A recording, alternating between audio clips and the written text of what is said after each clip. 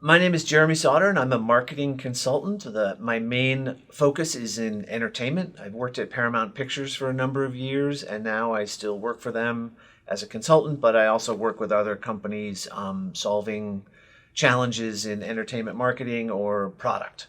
I went to the University of Montana for a number of years, not quite the full number of years I should have, but I have great affection for it and still appreciate the quality of the business program and what it does for students interested in pursuing careers in business or in entertainment. Jeremy, have you always been in entertainment, marketing entertainment? My first passion in life and the thing that brought me to Montana was the Forestry school, which of course led me to organic chemistry, which I failed. And that got me into the journalism school and got me into writing, which I really enjoyed and I'm pretty good at. And that got me into advertising. So from the beginning, I've been in advertising. And then as I went through my career, it focused more and more on entertainment. And that's where I've done like the last 30 years. How do you see how marketing has changed in entertainment in the last few years? Everything about entertainment has changed for one underlying reason the last few years, and that's the digital disruption of content and marketing.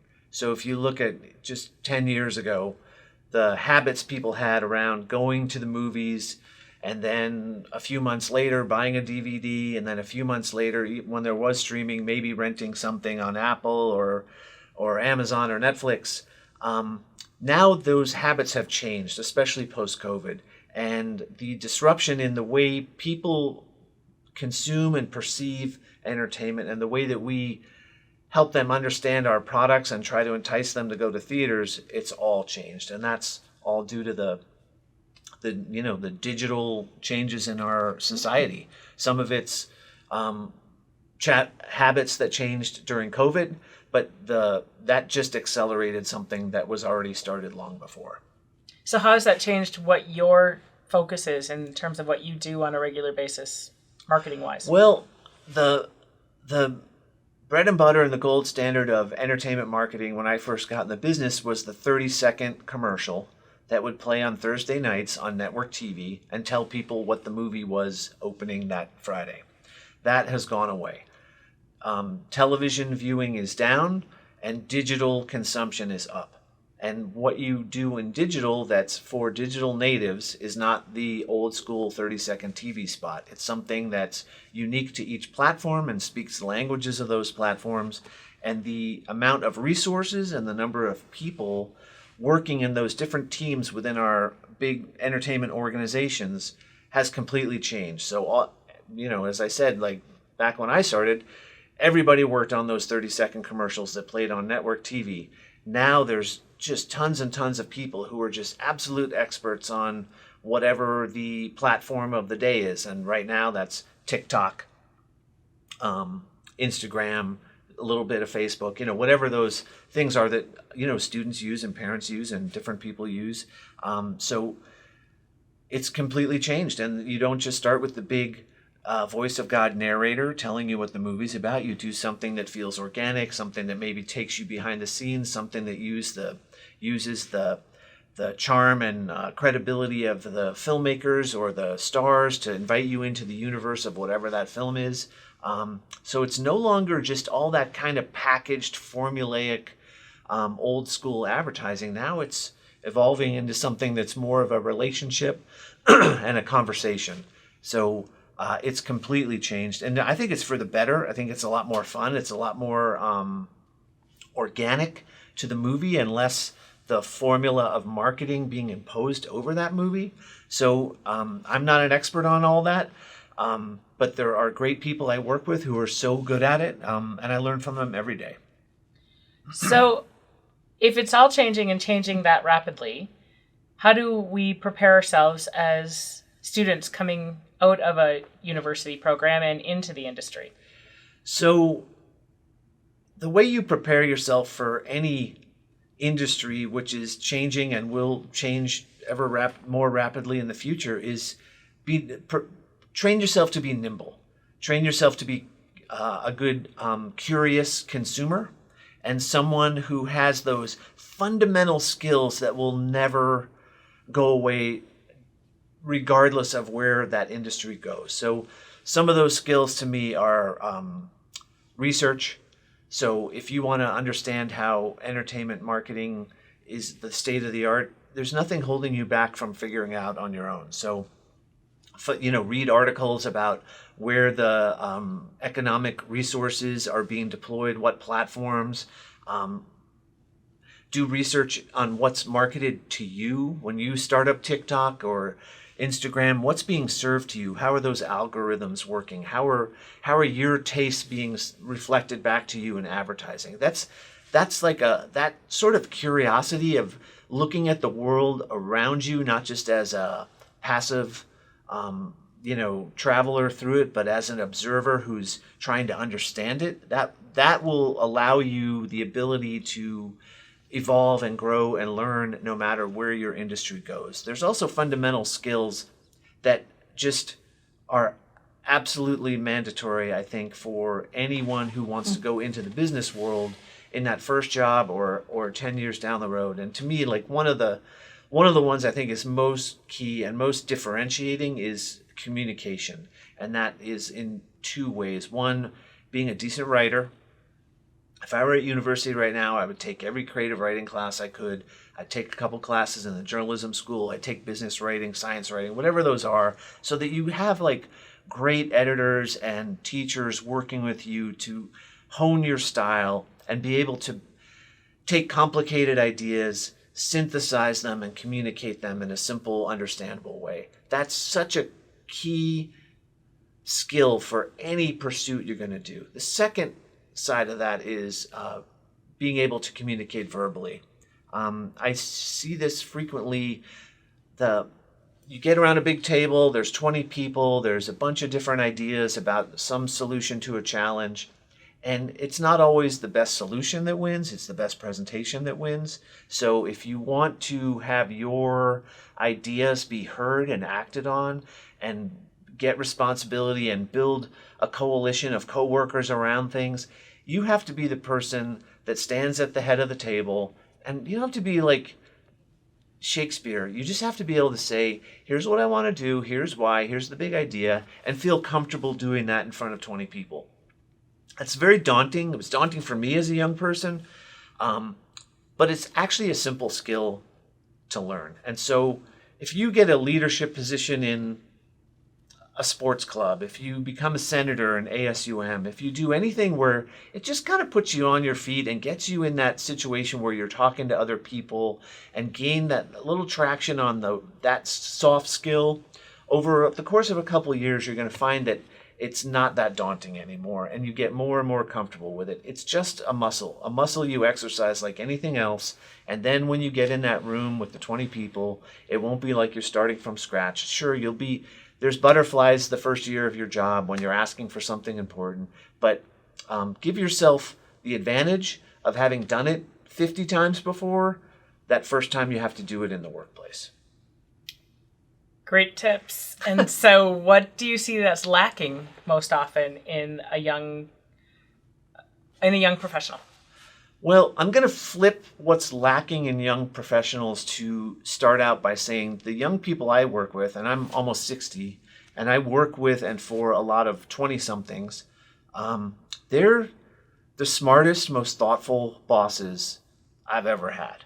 They're better prepared, more caring, more diligent, more professional than people I worked with in the cohort where I started. So I would say, first of all, it's a privilege to work with young people because I just think they're just better than I was when I was young. What could be better is something they haven't had the opportunity to do as much. I'm going to flip this back to the last thing we talked about, which is being comfortable asserting their ideas. I think there's a lot of situations where young people are in modern society are pushed to sort of listen and learn and respect their elders and maybe not assert themselves as much as they probably rightfully should. And I think some of the young people I work with, they come in and they're smart and they have the skills to get great jobs, but they don't necessarily have the practice in advocating for ideas that may be superior to the ones some of their other colleagues are endorsing. So I would say maybe what's lacking is the practice in saying, here's what I want, here's why, and here's why we should follow this course I'm advocating for. What would you tell your 22-year-old self? Oh my gosh. I would tell my 22-year-old self that you don't have to solve your whole career with the first job. There is a narrative that if you fall behind and you pick the wrong company or pick the wrong boss or the wrong people pick you, that somehow you're going to get left behind and the world's going to pass you by. And that is the furthest thing from the truth. It adds tremendous, horrible, unnecessary stress to what should be an exciting change in people's lives. Leaving school and getting a job and getting an apartment and finding love and getting a car and getting a dog. This should all be great, fun milestones. And somehow we've burdened them with, if you do it wrong, you're effed up for the rest of your life, and it's never can be rectified. So one thing I like to say, and it's very simplistic and it sounds silly, but I'm going to stick with it, even though some people have told me it's simplistic and silly. Your first couple jobs are like a frog crossing a river on lily pads. You cannot jump all the way across to your highest goal and your furthest reach aspiration. You're going to jump to the first one, you're going to learn a little bit, you're going to jump to the second one, and it's all going to be fine, and you're going to make it across the river. You don't have to do it in one fell swoop. So to synthesize, what I would tell my 22-year-old self is the pressure I placed on myself and society told me to place on myself to have the perfect first job and to deliver in some perfect way or my life would be ruined, I came to realize was completely untrue and unnecessary. And if you can remove that pressure and burden from yourself, you'll be happier, healthier, and you'll actually do better work and have a better chance of getting where you want to go. One other thing, get more sleep. When you're 22 years old, for me it lasted probably till I was 42 years old, I worked too much. And working a little extra, I think, is great if that's your bend and you're ambitious and you think that's necessary in your career. But taking care of yourself is also really important. And sleep and exercise, something no one ever taught me and I never did. And man, it killed me. It just nearly killed me. And I'm so glad that people take better care of themselves now. So sleep a little more than I did when I was 22. That's great advice. What is the best advice you were ever given about the entertainment industry? Oh my gosh. Well, I've gotten to work with some of the giants in the industries, and one of them is pretty famous for saying it only takes one yes to change your life. And I've heard that repeated here. There's some people here that say that a lot, and it is absolutely true. I've had some goals that were reach goals that were pretty crazy and pretty impossible, and I got a lot of no's, and then I got a yes. And if I'd given up on after the first 5 no's, my life would be different. It would not be as good. So if you believe in something and you hear a no, learn from it, maybe pivot, maybe tweak your presentation, maybe, alter it a little bit, but don't give up because you hear a couple no's. You're always going to get that in your life. Just keep working for that one yes, and when you get it, everything will be fine. When you sit with a UMEM student and they're trying to gain insight from you for networking or an industry connection, what makes him or her stand out? If you want to stand out from other students, to me, it's not skills-based, it's curiosity-based. When I meet with students and they come in and they say, hey, I'm not really sure what you do, is there anything you can teach me? That student's not going to stand out.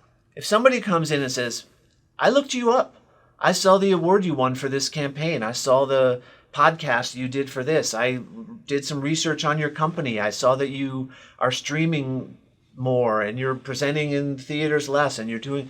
If someone's curious and does their research for an interview or a discussion, That's the kind of person who's curious and will do the research when they work with me and we're trying to actually solve a problem.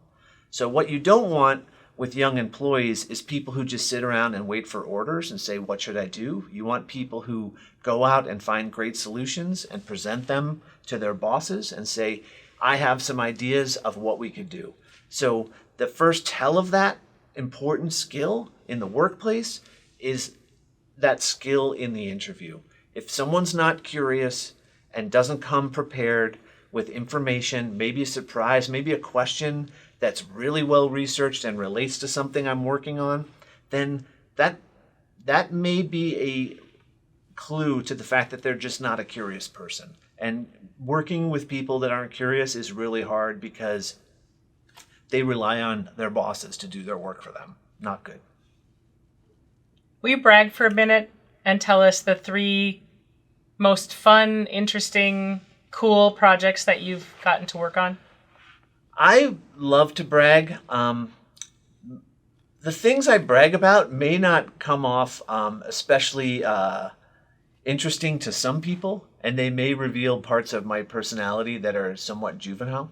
But I've gotten to work with amazing filmmakers, Fincher, Spielberg. I've worked with Katzenberg. I mean, all kinds of people that are household names and great creators and super talented people. But I will say some of the most fun things for me have been movies where I can laugh with them and at them for a whole year. So I have worked on every Jackass movie, and from the first one to the last one, I've enjoyed those more than maybe working on some of the movies that won Academy Awards when I worked on them, because maybe that's just who I am. But maybe if you have to watch a movie over and over and over for a year and work with filmmakers, maybe it's more fun if they're jumping skateboards over alligators than if they're, dealing with moral crises. So I've enjoyed like the Jackass movies and helping to make that franchise successful in the contributions I've made, with my colleagues to those. I enjoyed working on Kung Fu Panda, having Jack Black as a panda, fighting Kung Fu. Like I used to just watch that movie over and over and love working on that campaign. A very successful movie, great team worked on it, great bosses. So, ironically, some of the most prestigious things I've worked on, they're just not the ones I remember. Sometimes it's just the ones that were fun. What's a project or something that felt at the time like it was failure? I worry today that students are so focused on success that they don't realize the importance really of failure and missteps. Right. And sometimes when we're in the thick of something that seems to really be going sideways, we don't realize the importance that it's going to have and the great benefit that it's going to have. Do you have an example of that? Yeah. So failure in the movie business is just an absolute reality. It happens all the time. It happens every weekend. Every weekend, when the business is really humming, a couple movies come out every weekend, and maybe some of them do well, but like there's always going to be a couple that underperform. And I think failure, it's important to redefine failure in a way that's realistic around, it's not the dollars and cents.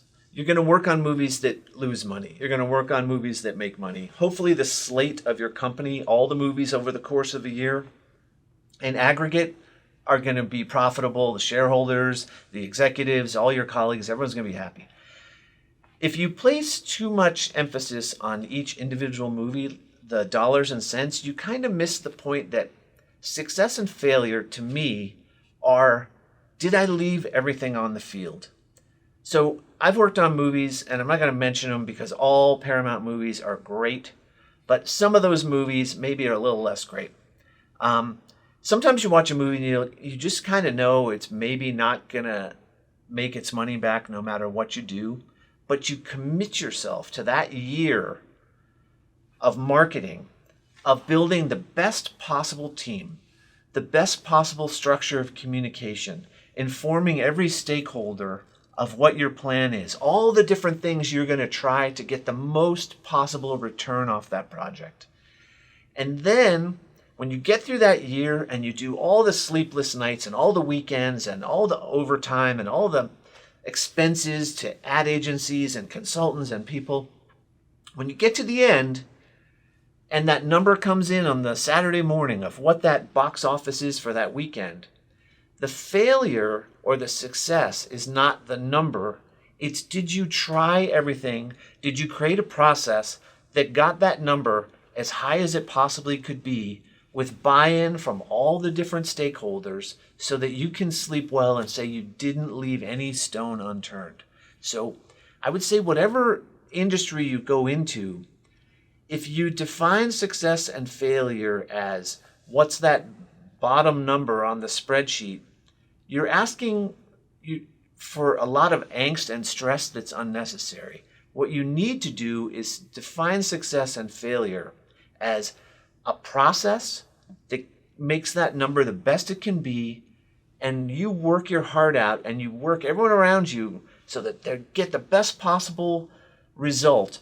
And then at the end of the day, the success or failure, maybe, you know, your shareholders and some people, some naysayers will say, oh, that's a failure. But you know in your heart, and your team knows, and the important people in your life know, that no one else could have done better. That's success and failure. And if you let an Excel spreadsheet define your life around success and failure, you've missed the point of life. Well done. Yeah. What do you think are the 3 most significant challenges in the entertainment industry today? Well, I'm going to repeat myself. The 3 most important challenges that are substantive to our industry, I'm just going to repeat the word 3 times. It's digital disruption. I'm going to say that 3 times.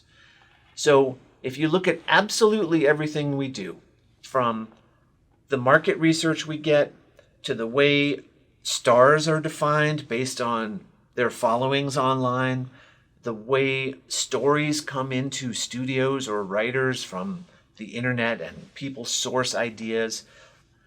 So from the inception of a project, through the way it's made, through the way it's distributed, through the way it's marketed, everything not only has changed in the last 10 years, but will continue to change in the next 10 years. And that digital disruption has revealed what companies and individuals are nimble enough in their thinking to thrive and capitalize on those changes, and which are left behind. And every giant legacy media company is trying to figure out a streaming strategy and a way to monetize, and a way to, wrest back some control of their destiny from all the digital pioneers. And in 10 years when we look, we'll get a report card on who did it and did it well, and who didn't understand it and picked the wrong path. So the digital changes in our society haven't just changed the way you get the weather and the way you find your bus and the way you pay your bills with your phone. They've changed everything about knowledge, product development, marketing, building community with consumers, and that's just accelerating. So it would be impossible to answer that question without just saying all 3 things, maybe 100 things, have changed because of the digital changes in our society. Not just business, but the way people's brains are wired is changing. So that's what you try to keep up on. And as I said before, it's like the nimble companies come up with a philosophical way to address those and deploy resources and be at the vanguard and the front of those changes. And the less nimble companies are just trying to keep up and tread water and hopefully not get left behind. What are your thoughts on internships and experiential hours to gain experience? So here's the misconception about internships. People want internships that are perfect and lead them right to the job they always thought they wanted, and that's utopia. Well, guess what? That doesn't happen. The great thing about internships is that doesn't happen. So what you want to do with an internship is learn a couple things about the industry you want to be in, hopefully a couple things about yourself that you enjoy, excel at, or good at, and also learn some things that you never knew you didn't like. So you may get that internship and you go, guess what? I don't like my boss. I don't like the way she is tyrannical, or I don't like the way she's too inclusive, or I don't like the way she's whatever. He's this or that. Great. That's awesome. You just learned something in an internship in 4 weeks or 8 weeks that if you had taken a job and moved to a city and got an apartment would really suck if you learned that. So learn it on your internship. Learn about yourself. Get in that room, the busy room with all your coworkers, and say, you know what? I thrive when I'm in a room with 30 people and everyone's yelling. Or guess what? I thrive when I do great deep thinking alone. There's not really another way to learn that without an internship. So stop thinking of the internship as, I'm going to get the perfect job. It's going to give me a 8-week head start on this career that I picked out when I was 8 years old, and nothing's going to change. Think of it as a way to retool your expectations, retool your understanding of yourself and what you want, the business you always thought you wanted to go into, which part of it maybe is less attractive or more attractive. If you treat it as a class, an exploration, a pros and cons, you'll have a great experience. If you try to treat it as, I'm getting a head start and this is perfect and I'm going to be on this trajectory forever, then you're not really using the full power of your brain to make those subtle changes in course corrections that allow you to actually get to the place where you're going to be happy.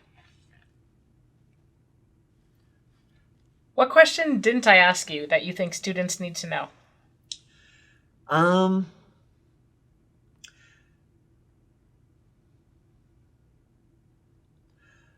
Or what do you wish you knew then that you know now? Something I would love students to do is not expect all their education to come from the classroom. If you want to grow into a viable, impact employee ready for that first job, a lot of that's going to come from the things that have absolutely nothing to do with this business building or some big lecture hall. If you can get yourself into student government, or be the leader of a club, or join the debate club, or get a job working, we're talking about entertainment management, get a job working at a venue. Honestly, please do that. For myself, I got involved in student government. It's where I learned about budgeting. It's where I learned about public speaking. It's where I learned about the interpersonal dynamics of being in a room where everyone disagrees about absolutely everything at the top of their lungs. And man, did that get me ready for working at a crazy 1980s ad agency in LA. I walked in the door. I was used to people throwing stuff at me and yelling at me. It got me ready. So please don't do the bare minimum, which is show up for class, do your homework, and take your test. If that's all you get out of these amazing 10,000 people and all the activities and all the potential here on campus, you're kind of not, you're looking at the tip of the iceberg and you're missing all the potential down below. So make yourself into a happy, well-developed person by being involved in things that let you grow on the human side and not just the academic side.